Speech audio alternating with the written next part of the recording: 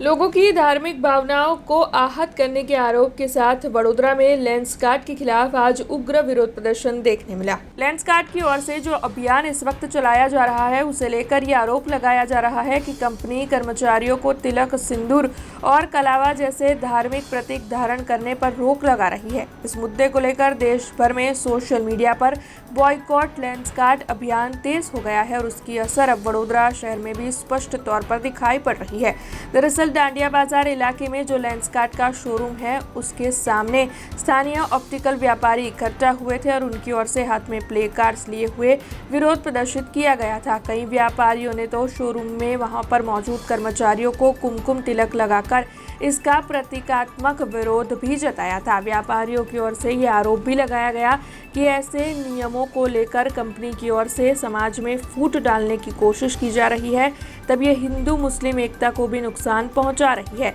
तो वहीं इसी के साथ व्यापारियों की ओर से ये स्पष्ट चेतावनी भी दी गई है कि भविष्य में भी इस तरीके के किसी भी अभियान या फैसले को या फिर मुहिम को समर्थन नहीं दिया जाएगा। तब आज भारत माता की जय के नारे लगाते हुए इन व्यापारियों की ओर से लेंसकार्ट के शोरूम के बाहर विरोध जताया गया। આજે તમે જે જોઈ રહ્યા છો કે લેન્સકાર્ટની બહાર અમારો જે વિરોધ અને આંદોલન છે એ ફક્ત એક વસ્તુ માટે છે કે એક દેશ જેમાં સંવિધાન તમને ધર્મનું સ્વેચ્છાએ પાલન કરવાની છૂટ આપે છે એ દેશમાં આજે એક પ્રાઇવેટ કોર્પોરેશન એની પર પાબંદી લગાવવા માંગી રહી છે। આ દેશમાં હવે એક ફેશન થતો જઈ રહ્યો છે કે કોઈ પણ ધર્મને અને ખાસ કરીને હિન્દુ ધર્મને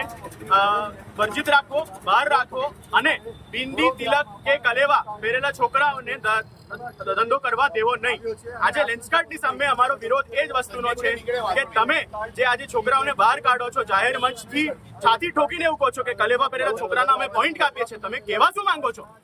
આ દેશમાં આજના યુવાનો અમે લોકો અહીંયા જેટલા પણ લોકો ઊભા છે હિન્દુ અને મુસ્લિમો સાથે એક અવાજે એ વસ્તુ કહી રહ્યા છે કે આ દેશમાં અંગ્રેજોની માનસિકતા હવે નહીં ચાલે।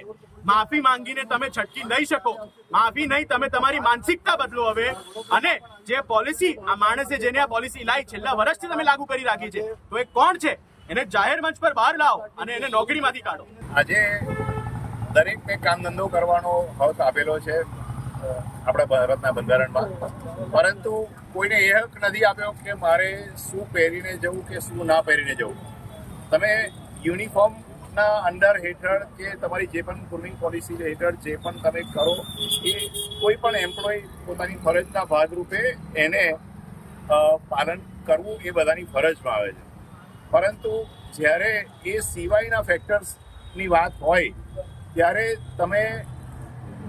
કોઈ ધર્મના પ્રતીકને એલાઉ કરવાનું, કોઈ ધર્મના પ્રતીકને નહીં એલાઉ કરી હવે પક્ષપાતી વલણ જે અપનાવ્યું છે જેના લીધે અને આ જે બહુ હિન્દુ અને મુસલમાન એક જ છે, આ સાંપ્રદાયિક દેશ છે, પરંતુ જ્યારે હિન્દુ બહુમતી ધરાવતા ભારતમાં હિન્દુ ધર્મના લોકોને શું એમના પ્રતીકો પહેરવાનો, પ્રતીક લગાવવાનો અધિકાર નથી, તો જેવી રીતે અમે લોકો હિન્દુ ધર્મના રક્ષણ માટે જે આવ્યા છે એવી રીતે આજે મારી સાથે મુસ્લિમ ભાઈઓ પણ એસોસિએશનમાં છે અને આજે તમે જુઓ તો અડધા અમે મુસલમાન છે, અડધા અમે હિન્દુઓ છે। તો કાલ ઉઠીને કોઈ મુસ્લિમ ધર્મ માટેના આવી કોઈ